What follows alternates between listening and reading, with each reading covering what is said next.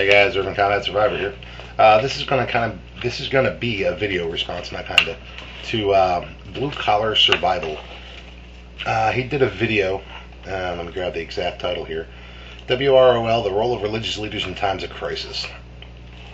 If you don't mind, Blue Collar Survival, I'm gonna just talk to you directly here because I like the format that shall not be infringed wanted to use. Just us talking back and forth. I think it's easier for people to watch and follow. It's less like sitting in here in some friggin' lecture or something like that. So I hope you don't mind. That's the format I want to use here.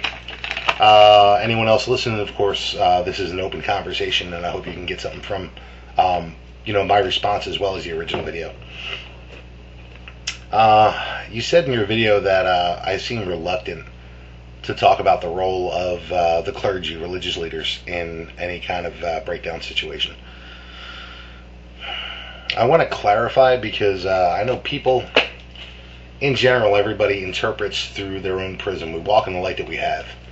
And so I can understand where you would think that I'm reluctant to talk about it when looking through the prism of a person who has your religious beliefs. I'm not avoiding the conversation, and I think eventually I'm going to have to do a video on this. And this might wind up being it. The reality is that I think religious leaders very well may not have the same goals that a lot of us that aren't religious leaders, clergy, have. And you gave a great example of that very thing when you talked about what happened in Katrina, where there were preachers out there were pastors out there telling the people in New Orleans to follow the government because that's what the Bible wants them to do, and to give up their guns. And even though that was a blatant violation of the Constitution, and even though it was a blatant violation of Christian doctrine, still, they were out there saying it. So I think that in the end, pastors, preachers, religious leaders in general, their goal is going to be pacifism. Most churches preach pacifism. And I believe that it is going to be deleterious to my living to live pacifistically in a breakdown situation. To clarify that, I'm trying to live.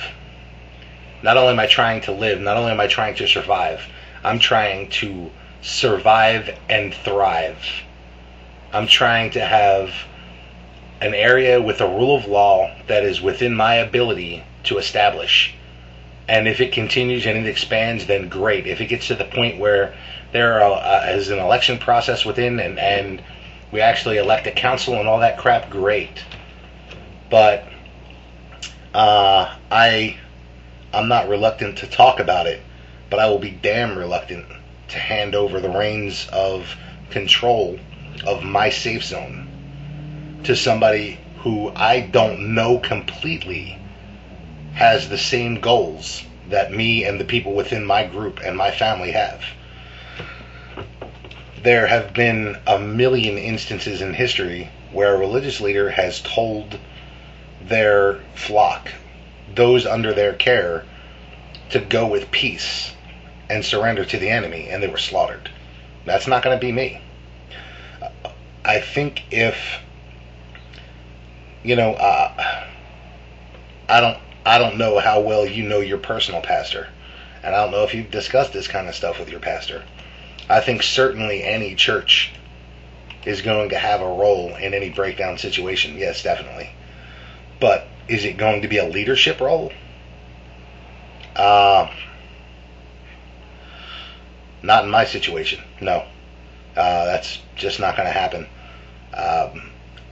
I think that just like those that are going to be in charge of a medical situation, there's going to be a role for people that are spiritual leaders. Certainly there's going to be a role for them. And anyone who wants to seek them out and any services that they can offer in the capacity that a church can offer is great. But a church cannot offer security. A church can offer sanctuary, but they can't enforce it. And unless they're able to enforce it, that sanctuary is basically a concept, and it's got no teeth behind it. My safe zone, however, is damn sure going to be a sanctuary if it is within my power to make it so. And if it is within my power to keep it so, through whatever means necessary, then it will remain one. So, no, I'm not averse to working with religious leaders in my area.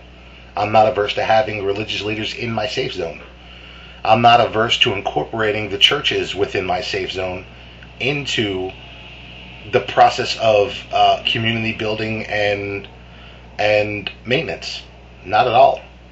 And I think a lot of people are going to look at churches for guidance in a lot of ways, not just spiritual. I think a lot of people instinctively go to certain things. If there's no 911, they're going to look at churches and they're going to look at hospitals. And I don't think the hospitals are going to last very long. And I think churches, it'll really depend on the actions of the clergy, how long they last. But I can cite example after example throughout just modern history where preachers have told people, don't fight, don't resist. Not me.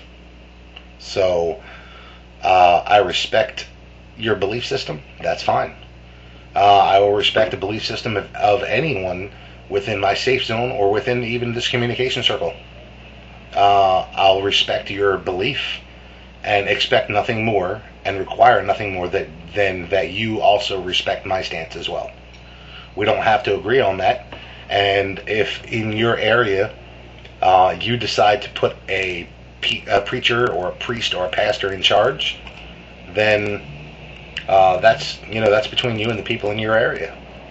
But in my area, I'm not going to bow to the force of arms that may be brought against me, and I'm not going to bow to pacifistic forces that request me to bow down to anything. Not in this world. So in the next one, if I have to bow, then I'll deal with that in the next world. But in this one, it's not going to happen. So I believe that people in general have to stand on their own 2 feet. People have to stand up and they have to do what's right for themselves. People have to have their own moral compass. And if religious leaders can play a role in helping to guide those things, then they play a very positive role in my safe zone situation. But they will not be hijacking it. They will not be taking it over. They will not be deciding what's going to happen with my provisions and my security. That's not their decision to make for me. If there is no established government in Philadelphia, if it has collapsed, then I'll be damned if I'm going to step aside and let one of the churches in my neighborhood step up and impose their own kind of government. If for no other reason, then I don't think it'll stand. I don't think it'll work. Pacifism is only possible in a society that is protected by a military. If you look at any society where people were pacifistic and did not have military means to protect those pacifistic populations, they were wiped out, man. They were enslaved. I plan on neither being wiped out nor enslaved. If it's within my power, I will establish a safe zone. And within my safe zone, I'm not going to give up any leadership role over the decision-making process in my safe zone to anyone that I don't believe wholeheartedly has my security and defense and the best interest of my family at heart and in a way that I agree with. They may believe that surrendering is a better idea, but I don't believe that, and I'm not going to do it. So I'm not reluctant to talk about it, and it looks like this really has turned into kind of a video about my stance on this. I'm not saying religious leaders aren't going to have a role. I'm not going to say that the church isn't going to have a role. But that role is going to be defined within my safe zone by myself. And nobody's going to overstep the bounds of their role to the point that they're going to risk my security. Not if it's within my power to stop it. So that's just my thoughts on it. I don't view the church as any kind of enemy. I don't view clergy as any kind of enemies. What I view them as is a possible detriment to security if they choose to be one. So I certainly hope they don't make that choice, but if they do, then I'll have to make my choice. Urban Combat Survivor, signing off.